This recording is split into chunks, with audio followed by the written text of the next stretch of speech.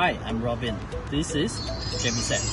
This product is actually a disinfectant where it is in tablet form. You just need one tablet and you can actually put it in a 10 liters of water and it will actually create 10 liters of disinfectant.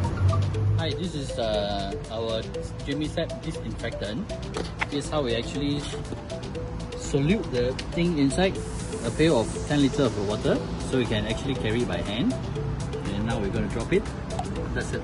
And you can see that the bubble is actually sizzling. It takes around 2 to 3 minutes before this totally dissolves.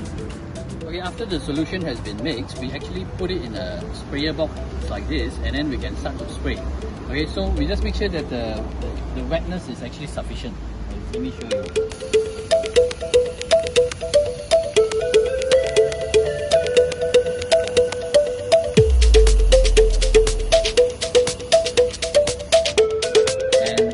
Go.